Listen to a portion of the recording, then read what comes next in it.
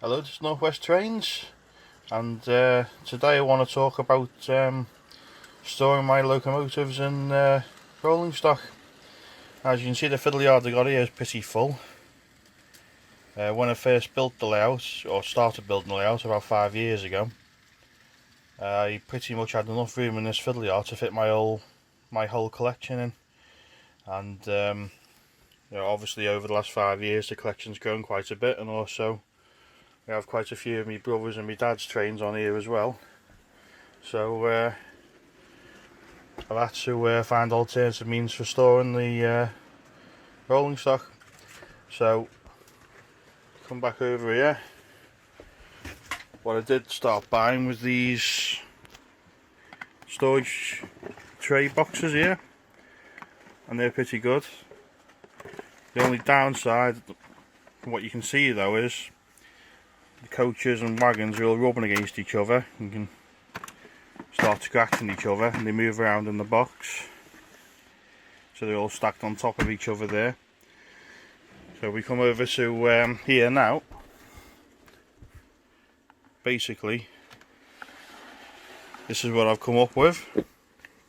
I've only done a few of these as a prototype, but basically you can see what I've done here is I got some pieces of plastic and I've glued them, positioned them where I needed them. So that's for a mixture of large and small locos. This one here I've literally just done for larger locos, so I'll show you how I've done that in a sec. But going back to here, that's what I started doing, just literally putting bits of leftover cardboard in between the locos, but they're still swaying about, bumping into each other. And going back to before I had the layout, I used to just get the trains out every now and then and run them on the lounge floor or dining table. So this is what I hated all the time. You'd have a storage box, all the locomotives and coaches and wagons would all be boxed up here, and you'd spend half the day just getting them out and putting them away again, and you'd spend very little time running them.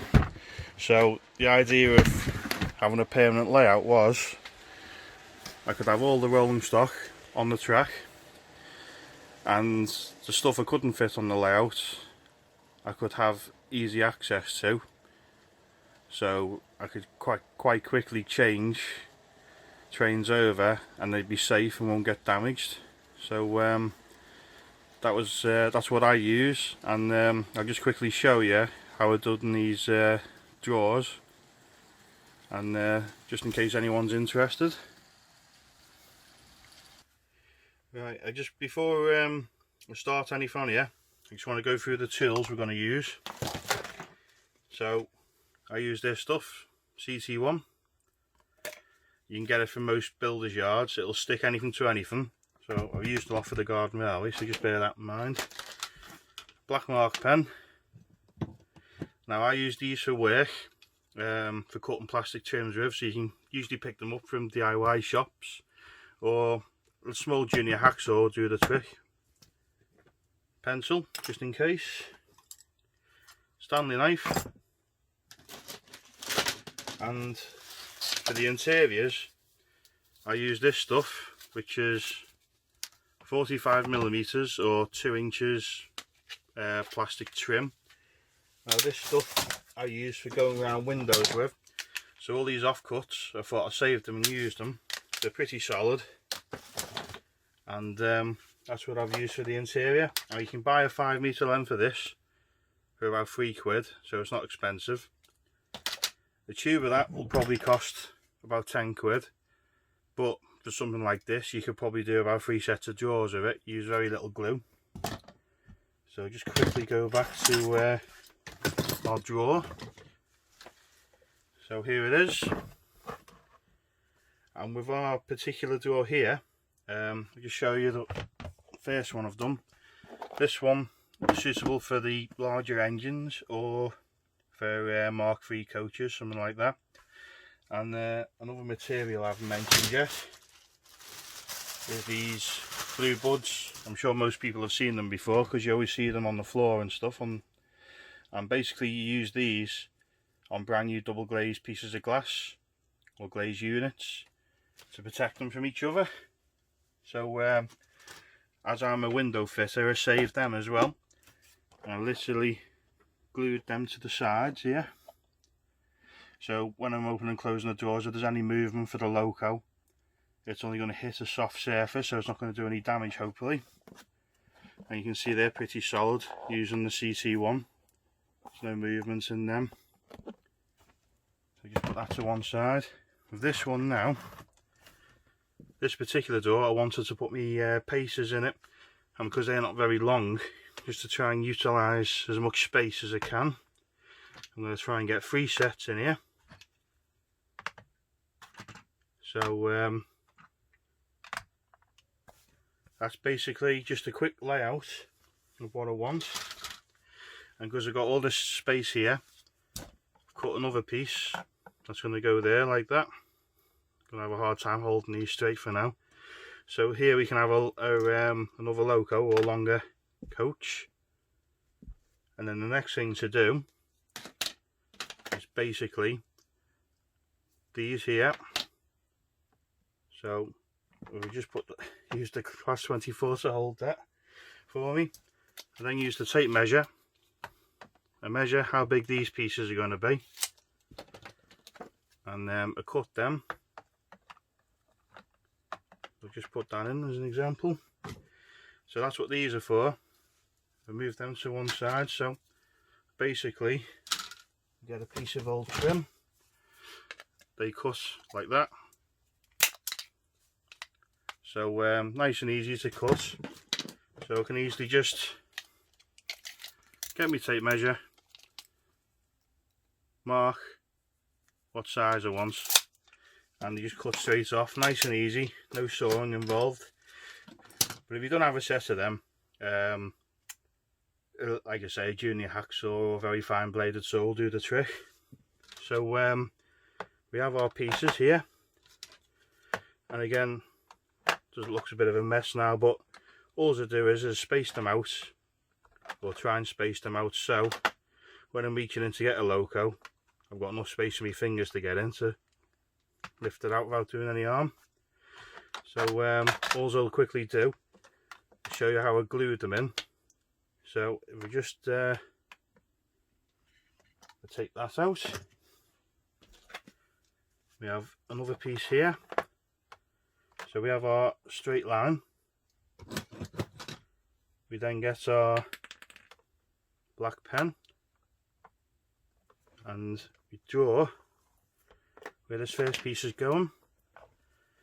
So we then get the CT1 and literally just a very, very thin line right across the bottom here. A little bit on the sides. And you don't have to worry about it if it gets anywhere, because it's clear anyway. It'll dry clear. So I'll be a bit more careful normally, but because I'm trying to film it at the same time, just sort of botching it a little bit. Right, so here we have that side. And now that side, and we just put our loco in, a little piece of plastic against it,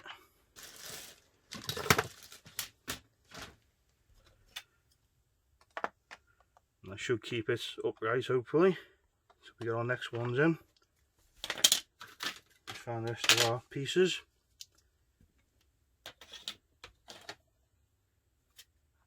So again, I'm going to glue the first one in now. Same process again.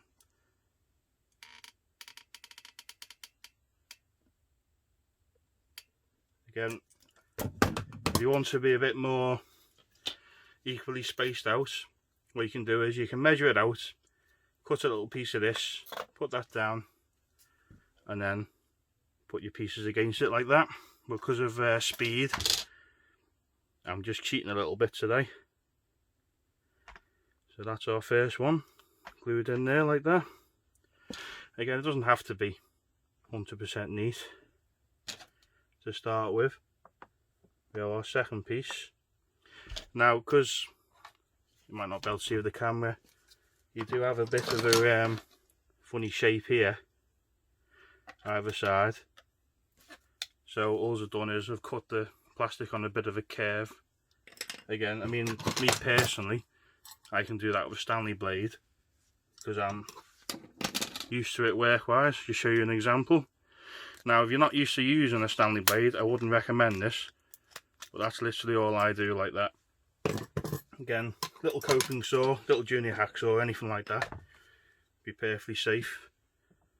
So again, second piece. So you can get a bit fiddly, but once all the pieces are in and they're glued in, it's fine.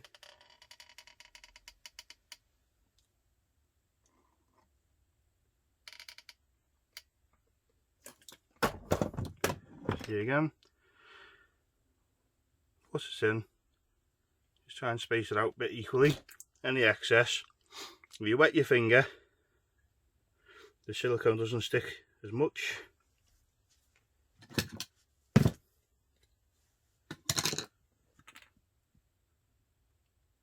So, and that's that. So I'll be back in a sec for the next part.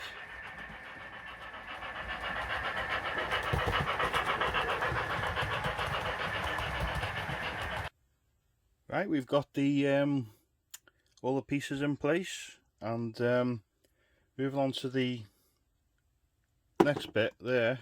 Just get the next drawer while that's going off. Basically with these, I just literally put a little blob like that, and then just stick them onto the plastic like that and let that go off. And then, like I say, hopefully, so you got an example, we put our loco in here. When the door's opening and closing, if it's moving left and right, it's not going to do any harm, hopefully. But I do try and minimise the movements anyway, just more of a precaution. So I hope that's of interest to someone. We'll just go back to have a quick look at the drawer itself. Right, so looking back at the drawers, this is what I started off with, the big drawers. But what you find is you got 3 or 4 lots of coaches or wagons stacked on top of each other, so you've got to take everything out when you want to reach the bottom and then put it all back in again carefully. So just use them for general storage now. So then I moved on to this one. It's about 1 foot wide by, so it's about 300mm wide by about 350 deep, and so they were pretty good. So you got 1, 2, 3, 4, 5, 6, 7, 8 drawers on them, so you can store a fair bit. And we'll move on to our bigger one now. So the bigger one here is 400mm wide, so got a fair bit more room in it. So in here now we've got 8, 9 locos stored in there. So I'd say if you're going to get them, get this one, because it fills the space a bit more under the layout. I've got 2 foot spaces in between each rafter, and these I saw for sale on Hobbycraft last time for £48, so it's a lot of money. When you add up, it just saves you a lot of hassle, a lot of headaches when it comes to getting stuff in and out of storage. You can literally open a drawer, take what you want out, and eventually I'm going to label each drawer so that I know what's in there, so we can keep the same sort of rolling stock in. Again, you can just see it just helps me to tidy up the space a little bit. So the smaller ones we just had here, I saw them in B&Q today for £30. Again, going back to the larger ones, if you're lucky, I think somewhere like B&M or The Range have them every now and then for about £35–40. So like I say, I hope it's helpful to someone. and let me know what you think. Is it a good idea? Do you have a better storage space than me? Please leave a comment, let me know, because I'm always interested. I'm always struggling for space, as you can see. So thanks for watching, and keep an eye out for the next video.